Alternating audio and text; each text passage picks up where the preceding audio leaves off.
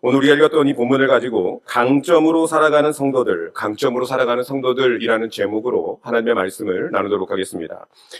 제가 긍정심리학이라는 학문을 공부를 했는데 이 긍정심리학의 핵심이라고 할 수 있다면 모든 사람에게는 강점이 있다. 그래서 그 강점을 잘 개발하고 그 강점을 활용하고 사용하게 되면 그 사람이 깊은 행복감을 누릴 수 있다. 이것이 이 긍정심리학이라는 학문의 핵심입니다. 그런데 하나님의 백성들은 여러 가지 부분에 있어서 세상 사람들과 많이 다른데 특별히 하나님의 백성들만이 가지고 있는 강점이 있습니다. 겉으로 봤을 때는 똑같이 세상 사람들과 동일하게 살아가는 것처럼 보이지만 저와 여러분들은 소속이 다른 줄로 믿습니다.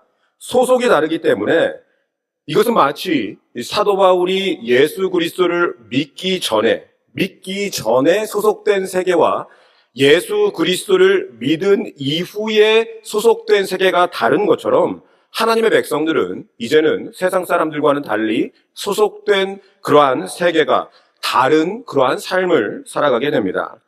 그것이 무엇일까? 오늘 본문을 통해서 그것을 한번 저와 여러분들이 살펴보도록 하겠습니다. 오늘 본문을 보면 이 제사장과 관원들 앞에 서 있는 이 제자들의 모습, 이 사도들의 모습은 이전과 분명히 다른 모습을 갖고 있습니다. 이전에는 예수님 앞에서 예수님이 십자가를 지실 때 다 도망갔던 제자들 아니겠습니까? 그런데 오늘 본문을 보면 도망가기는커녕 그들에게는 뭔지 모를 그러한 강한 모습, 이 담대한 모습이 이 제자들에게 보이고 있습니다. 그것이 무엇일까? 첫 번째, 하나님의 백성들의 강점은 기도인데 기도로 사람들의 마음을 바꾸는 그러한 존재들이라는 사실입니다. 사도들이 담대하게 대답하고 사람들 앞에서 복음을 증거하자 사람들이 분노했습니다. 33절 말씀을 보면 그들이 듣고 크게 노하여 사도들을 없이 하고자 할세. 사람들이, 주변에 있던 사람들이 사도들을 내가 없애버리겠다, 죽이겠다, 이런 태도로 나왔다는 것입니다. 그런데 그때 마침 사도들과는 전혀 관계없고 상관없었던 바리새인 이 가말리엘이라는 교법사가 나타나서 논리적으로 사도들 반대편에 있는 사람들을 설득하기 시작을 합니다. 여러분, 이 가말리엘이라는 사람은 당대 유대인들의 최고의 랍비였던 힐렐의 제자였거든요. 힐렐의 제자였던 이 가말리엘은 그 당시 사람들에게, 유대인들에게 굉장히 큰 존경을 받고 있었습니다. 그리고 이 가말리엘이 사도 바울의 스승 아니겠습니까? 길이 다른 사람들, 이 길이 다른 길을 걷고 있는 사람들인데 이 탁월한 학식이 있는 유대인 대표자로서 있는 사람이 나타나서 사도들을 해하려고 하는 사람들을 논리적으로 설득하기 시작합니다. 그 논지의 핵심이 본문 34절에서부터 39절까지 쭉 기록되어 있는데 논지가 이것이죠. 만약에 이 사도들이 하나님께로부터 온 것이 아니라고 하면 그냥 놔둬도 없어질 거 아니겠느냐, 그냥 죽어버릴 거 아니겠느냐, 우리가 굳이 손에 피 묻히지 않아도, 핍박하지 않아도 그냥 내버려 두더라도 하나님께로부터 온 것이 아니면 없어질 것이다. 그러면서 예증을 들죠. 36절에 이전에 드다라는 사람이 있었지 않느냐, 갈릴리 출신의 유다라는 사람이 있었지 않느냐, 기억나지? 많은 무리들을 이 사람들이 미혹하고 유혹했지만 결국은 다 지금은 어디 갔느냐, 다 사라져버리지 않았느냐. 하나님께로부터 오지 않았다 그러면 결국은 드다처럼 유다처럼 사라져버리게 될 것이다. 이것이 가말리엘의 첫 번째 논지였습니다. 그런데 두 번째로 뭘 이야기를 하냐면 또 하나, 혹시 우리가 잘 몰라서 이 사람들이 진짜 하나님께로부터 났다고 한다면 우리가 이 사람들을 핍박하는 것은 하나님을 핍박하고 하나님을 대적하는 것 아니겠느냐. 그러므로 우리가 경솔하게 이렇게 행동해서는 안 된다라는 것을 가말리엘이 주변의 사람들에게 논리적으로 설명을 하고 있습니다. 오늘 보면 38절과 39절을 제가 한번 읽어보겠습니다. 이제 내가 너희에게 말하노니 이 사람들을 상관하지 말고 버려두라. 이 사상과 이 소행이 사람으로부터 났으면 무너질 것이요 만일 하나님께로부터 났으면 너희가 그들을 무너뜨릴 수 없겠고 도리어 하나님을 대적하는 자가 될까 하노라 하니. 여러분, 얼마나 논리적인 설득입니까? 사도들을 대적하는 자들이 이 가말리엘의 말을 듣고 듣고 보니까 당신의 말이 맞습니다, 옳게 여겼습니다. 여기서 우리가 알 수 있는 것이 무엇이겠습니까? 하나님의 백성들이 기도하고 헌신하고 나아가면 주의 재림을 준비하는 그 길에 기도하며 헌신하며 나아간다면 하나님께서는 반드시 우리가 상상하지 못한 그러한 사람들을 예비해 주시고 제3의 방법과 길을 열어주셔서 저와 여러분들을 도와주실 줄로 믿습니다. 피할 길을 내신다는 말씀입니다. 그 사도들이 가말리엘이라는 사람을 통해 가지고 자기들이 변론을 받을 거라는 것은 사도들이 상상이나 했겠습니까? 반대편에 서 있던 사람인데, 우리 세계와 다른 세계에 있는 사람들인데, 그런데 기도하며 주의 복음을 위해서 힘차게 달려가자 상상치도 못했던 변수가 나타나서 사도들을 돕더라는 것입니다. 여러분, 사도 바울의 경우를 보면 사도 바울이 성령께서 아시아에서 복음을 증거하지 못하게 하자 사도행전 16장을 보면 처음으로 마게도냐라는 지역을 가지 않습니까? 마게도냐라는 지역을 가려고 하는데 그때 처음 누가 동행을 하느냐? 이 의사 누가가 바울을 돕기 시작을 합니다. 하나님께서 누가를 바울을 위해서 준비해 놓으신 거죠. 그리고 마게도냐에 도착하자 자색 옷감 장사 루디아가 사도 바울을 돕기 시작합니다. 하나님께서 루디아를 준비해 놓으신 거죠. 그리고 사도 바울이 고린도에 가자 브리스길라와 아굴라를 준비해 놓으셔서 사도 바울을 열심히 돕습니다. 기도하면서 사도 바울이 앞으로 전진했더니 하나님께서 사도 바울을 위해서 돕는 자들을 열심히 붙여주셨다는 것이죠. 그래서 우리가 고린도전서 10장 13절 말씀을 믿을 수밖에 없습니다. 우리 다 같이 한번 봉독하도록 하겠습니다. 시작. 사람이 감당할 시험 밖에는 너희가 당한 것이 없나니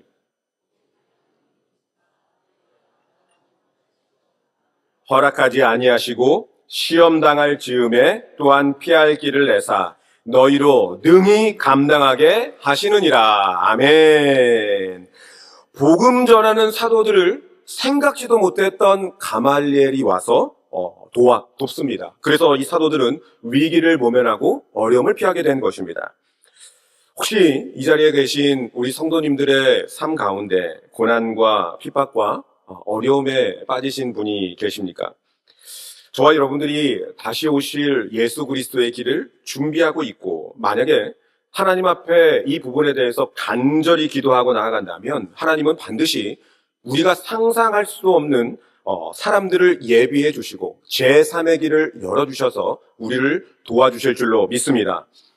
그런데 인간적인 방법을 찾기 이전에 이 말씀대로 사도들처럼 우리는 기도로서 하나님 앞에 도움을 구하는 것이 너무나 중요합니다. 인간적인 방법으로 나아가게 되면 인간적인 방법으로 마칠 수가 있는데 하나님의 방법인 기도로 나아가게 된다면 하나님께서 길을 열어주십니다. 에스더서를 보면 유대 민족이 하만의 위협 때문에 몰살당한 위기에 처하지 않습니까? 에스더가 왕후였지만 아하수에로 왕이 30일 동안 에스더를 부르지 않았기 때문에 나가는 것은 불가능했습니다. 당시 왕들은 늘 생명의 위협이 있었기 때문에 왕이 부르지도 않았는데 왕비라고 할지라도 왕 앞에 나아가게 된다면 왕이 금호를 내밀어야지만이 살 수 있지 금호를 내밀지 않으면 죽을 수도 있는 그런 상황이었습니다. 이때 에스더가 뭐라고 이야기를 합니까? 죽으면 죽으리이다. 이렇게 기도하며 왕께 나아갔을 때 여러분 아하수에로의 왕의 성격이 짐승과도 같았다고 이야기를 하거든요. 아침 저녁으로 이 조석으로 마음이 변해서 짐승과도 같은 그 왕의 마음이 움직임으로써 에스더가 어떻게 보였습니까? 이 왕의 눈에 굉장히 사랑스럽게 보였다는 것이죠. 이로 말미암아서 유대 민족이 구원을 얻게 됩니다. 에스더 4장 16절을 보면 당신은 가서 수산에 있는 유다인들을 다 모으고 나를 위하여 금식하되 밤낮 3일을 먹지도 말고 마시지도 마소서. 나도 나의 시녀와 더불어 이렇게 금식한 후에 규례를 어기고 왕에게 나아가리니 죽으면 죽으리이다 하니라. 이렇게 나아갔죠. 이렇게 기도하면서 왕께 나아갔더니 왕이 어떻게 합니까? 에스더서 5장 2절 말씀을 보니까 왕후 에스더가 뜰에 선 것을 본즉 매우 사랑스러움으로 손에 잡았던 금규를 그에게 내미니 에스더가 가까이 가서 금규 끝을 만진지라. 이것을 계기로 해서 유다 민족은 죽지 않고 오히려 유대 민족을 대적했던 하만 가문이 몰살당하게 됩니다. 멸망하게 됩니다. 그래서 에스더서 8장 16절에 이렇게 말씀하고 있습니다. 유다인에게는 영광과 즐거움과 기쁨과 존귀함이 있는지라. 하나님의 백성들을 하나님께서는 이렇게 생각지도 못한 방법으로 인도해 주신다는 것이죠. 그래서 하나님의 백성들의 최고의 강점은 기도인 줄로 믿습니다. 우리가 기도할 수 있고 그 기도를 통해서 하나님께서는 사람들의 대적자라고 할지라도 그 사람의 마음을 바꿔주신다는 것이죠. 사도들의 기도를 통해서 하나님은 가말리엘을 준비해 주셨고 그 가말리엘을 보내셔서 피할 길을 예비해 주셨습니다. 모르드게와 에스더와 유대 민족들의 기도를 통해서 하나님은 아하수에로의 왕을 그 마음을 바꿔주셨고 이스라엘 백성들이 구원을 얻은 것입니다. 하나님께서는 오늘날도 저와 여러분들의 기도를 통해서 반드시 저와 여러분들에게 피할 길을 예비해 주시는 줄로 믿습니다. 두 번째로 본문이 주시는 하나님의 백성의 강점은 조급하게 사명을 중단하지 않는다는 것입니다. 제자들은 핍박과 환난이 있어도 복음 전파를 중단하지 않았습니다. 오늘 42절을 다 같이 한번 읽어보겠습니다. 42절입니다. 시작. 그들이 날마다 성전에 있든지 집에 있든지 예수는 그리스도라고 가르치기와 전도하기를 그치지 아니하니라. 우리가 지난주에 설교를 마치고 무리가 바다 덮음같이라는 찬양을 같이 하나님 앞에 찬양을 올렸는데 이 찬양이 어떻게 시작이 되냐면 세상 모든 민족이 구원을 얻기까지. 그 다음에 나오는 가사가 뭡니까? 쉬지 아니하시는 하나님, 쉬지 않으시는 하나님. 여러분, 하나님의 특징 가운데 하나가, 하나님의 속성 가운데 하나가 하나님의 백성들을 위해서 쉬지 않으신다는 것입니다. 요한복음 5장 17절 이 중간 부분을 보면 예수님께서 이렇게 말씀하십니다. 내 아버지께서 이제까지 일하시니 나도 일한다. 시편 121편 4절 말씀을 보면 이스라엘을 지키시는 이는 졸지도 아니하시고 주무시지도 아니하시리로다. 왜 졸지 않고 주무시지 않습니까? 저와 여러분들을 돕기 위해서. 하나님께서 저와 여러분들을 위해서 쉬지 않으시기 때문에 그 영, 하나님의 형상대로 지음받은 저와 여러분들도 하나님을 닮아서 쉬지 않고 주님의 사명을 향해서 달려가게 된다는 것입니다. 그래서 이사야서를 보면 이런 구절이 있습니다. 이사야서 62장 6절 말씀 하반절을 보면 너희 여호와로 기억하시게 하는 자들아 너희는 쉬지 말며 62장 7절 또 여호와께서 예루살렘을 세워 세상에서 찬송을 받게 하시기까지 그로 쉬지 못하시게 하라. 하나님은 원래 쉬지 아니하시는 분이신데 우리도 쉬지 말고 다시 한번 하나님께 뭐라고 기도하라고 이야기를 합니까? 그로 쉬지 못하시게 하라. 하나님의 영을 받은 저와 여러분들은 이러한 삶으로 주의 사명을 위해서 중단하지 않고 달려가는 자들입니다. 그리고 다시 또 하나님 쉬지 않고 저희들을 도와주시고 주님대로 주님의 뜻대로 나아가 주시옵소서 이렇게 기도하라고 가르쳐 주시는 것이죠. 이것은 사도 바울처럼 새로운 세상에 진입한 사람들의 이야기입니다. 새로운 세상에 진입한 사람들의 이야기. 예수 믿기 전에는 그리스도인들을 핍박하던 사람이었는데 예수님을 만나고 성령에 완전히 사로잡히게 되자 이제는 바울이 복음 전하는 것을 쉬게, 멈추게 만들 수 있는 사람이 아무도 없어졌습니다. 어느 누구도 못 막습니다. 왜 그렇습니까? 완전히 성령에 사로잡혔기 때문에. 여러분 가끔 도로에서 플랜카드를 높이 들고 Jesus is coming, repent your sins, Believe in Jesus라고 외치는 사람들을 본 적이 있으실 것입니다. 여러분들은 이 모습들을 보면 어떤 생각을 하시고 어떤 말을 하십니까? 이런 말을 하실 수 있죠. 아이고, 삶으로 복음을 전해야지. 저게 뭐야, 남사스럽게. 저렇게 해가지고 무슨 사람이 또 주님께로 돌아오나.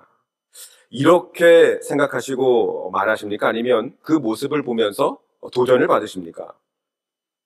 여러분, 지금도 사람들이 모이는 큰 행사가 있으면 복음을 전하러 달려가시는 분들이 계십니다. 너무 감사하죠.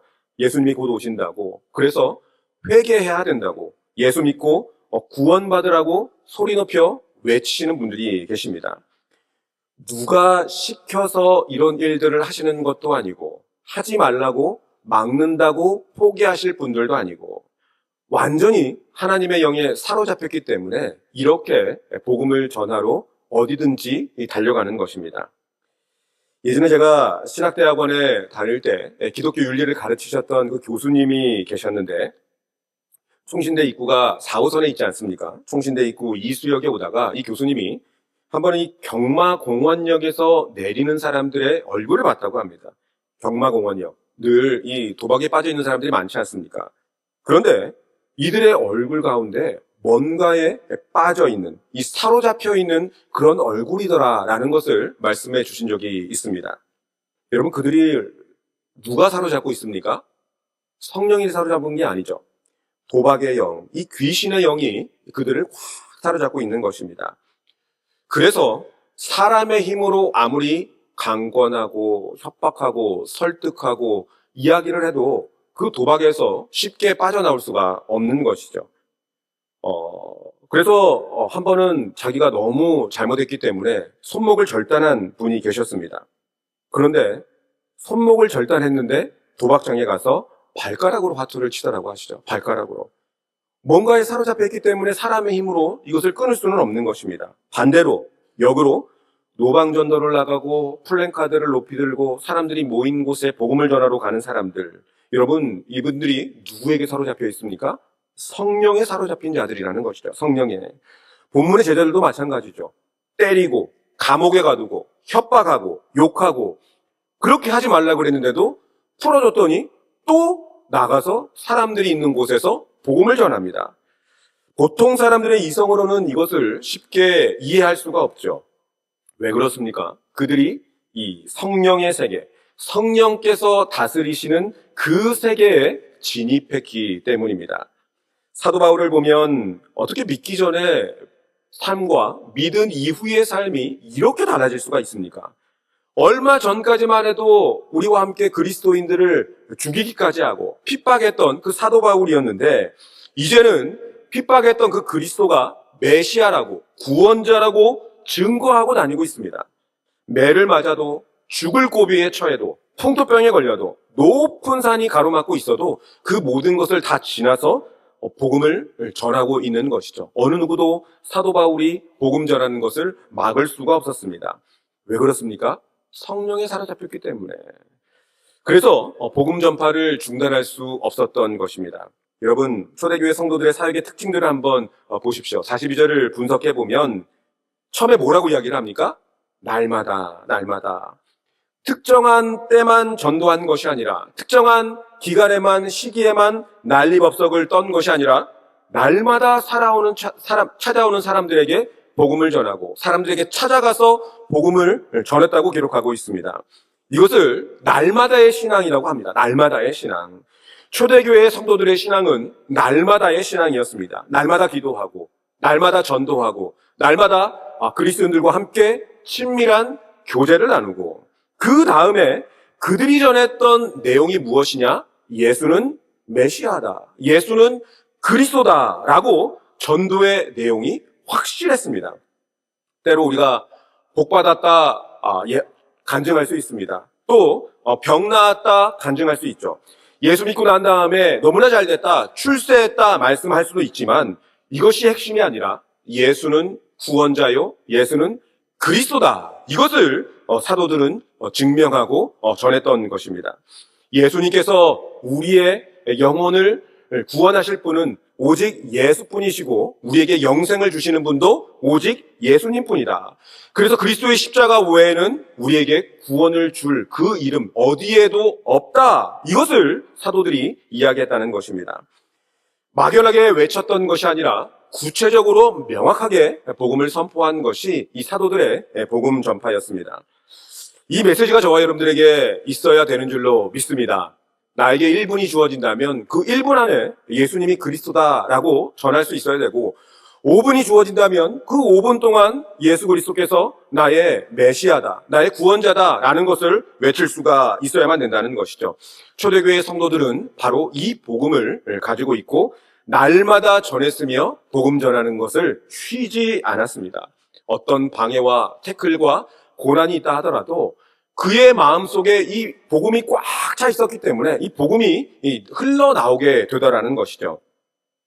한국 기독교 초창기에 선교사님들을 돕던 이 종이 있었다고 합니다. 이름이 기록되지는 않았는데 그 종이 선교사님을 통해서 예수님을 영접하게 되었고, 날마다 그 입에서 이 찬양이, 무엇을 하든지 찬양이 그치지 않고 찬양이 흘러나왔는데, 어느 날 이 양쪽 팔에, 여러분 물동이, 옛날 물동이 기억나십니까? 그 물동이를 물에 가득 채워서 들고 물을 깃고 나르고 있는데, 또 찬양을 하면서 물동이를 이고지고 나르고 있었는데 선교사님이 물었다고 합니다.